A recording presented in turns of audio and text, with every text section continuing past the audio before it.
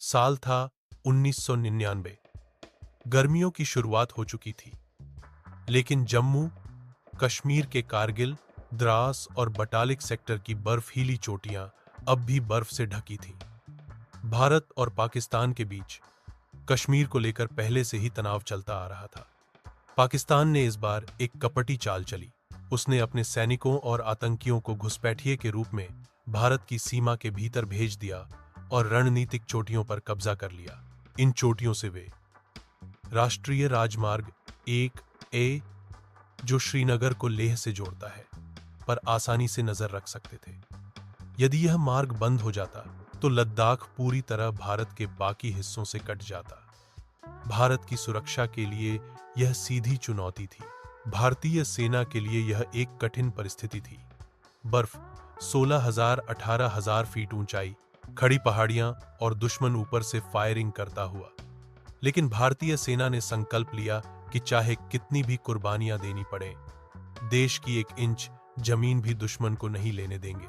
इसी युद्ध में उभरे एक ऐसे ही नायक थे, कैप्टन विक्रम बत्रा। विक्रम बत्रा उस समय 13 जम्मू और कश्मीर राइफल्स, 13 जैक रिफ के साथ तैनात थे। उन्हें आदेश मिला कि उनकी टुकड़ी को दुश्मन से पॉइंट 500 और 140 वापस लेना है। यह कारगिल युद्ध की सबसे महत्वपूर्ण चोटियों में से एक थी। रात का समय था, मौसम बेहद ठंडा और हवा तेज। पहाड़ इतनी खड़ी थी कि सीधी चढ़ाई करनी थी। ऊपर से पाकिस्तानी सैनिक मशीन गन और मोर्टार से हमला कर रहे थे। यह स्थिति किसी भी सैनिक के लिए जानलेवा थी, लेकिन विक्रम बत्रा ने हिम्मत नहीं हारी। उन्होंने अपने जवानों से कहा, चढ़ाई कठिन है, लेकिन अगर आज हमने यह जीत लिया तो आने वाली पीढ़ियां हमें याद करेंगी। वह अपने सैनिकों के साथ आगे बढ़े, दुश्मन की बंकरों पर हमला किया।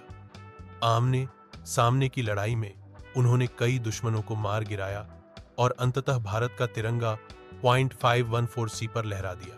विजय का संदेश देने के लिए सेना ने कोड वर्ड मांगा। विक्रम बत्रा ने रेडियो पर कहा, ये दिल मांगे मोर। यह वाक्य पूरे भारत में गूंज उठा। 5,840 जीतने के बाद भी युद्ध खत्म नहीं हुआ। भारतीय सेना को अब और ऊंचाई पर स्थित .4875 को कब्जे से छुड़ाना था। यह जगह इतनी कठिन थी कि सैनिक इसे हेल यानी नर्क कहते थे। 5 जुलाई 1999 को विक्रम बत्रा और उनकी टुकड़ी को इस मिशन की जिम्मेदारी दी गई। दुश्मन के पास ऊंचाई का लाभ था। लड़ाई बेहद भयंकर हुई। विक्रम बत्रा ने अपने घायल साथी को बचाने के लिए खुद आगे बढ़कर दुश्मन पर धावा बोला। उन्होंने कई पाकिस्तानी सैनिकों को नजदीकी लड़ाई में मार गिराया, लेकिन उसी दौरान उन्हें गोलियां लगी। अपने अंतिम क्षणों तक उन्होंने लड़ाई जारी रखी। उनके शब्द थे, पलटन पीछे मत हटाना, दुश्मन को भगाकर ही लौटना।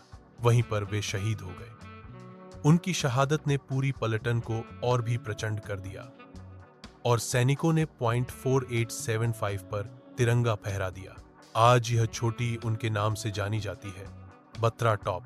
जब कैप्टन विक्रम बत्रा का शव तिरंगे में लिपटकर उनके गृहनगर पालमपुर, हिमाचल प्रदेश पहुंचा, तो पूरे इलाके की आंखों में आंसू थे। लोग छतों और सड़कों पर खड़े होकर उन्हें अंतिम विदाई देने आए। उनकी मां ने गर्व से कहा, मेरा बेटा देश के लिए कुर्बान हुआ, मुझे कोई दुख नहीं है। उनके पिता ने कहा, वह हमेशा कहता था, या तो तिरंगा फहरा कर लौटूंगा या तिरंगे में लिपटकर। उसने अपना वादा निभाया। पूरे देश में विक्रम बत्रा एक युवा नायक बन गए। उनके साहस को देखकर हर भारतीय का सीना गर्व से चौड़ा हो गया। सरकार ने उन्हें मरणोपरांत परमवीर चक्र से सम्मानित किया, जो भारत का सबसे बड़ा सैन्य सम्मान है। आज भी भारतीय सेना के जवान उनके नाम से प्रेरणा लेते हैं। स्कूलों में बच्चे उनकी कहानियां सुनते हैं।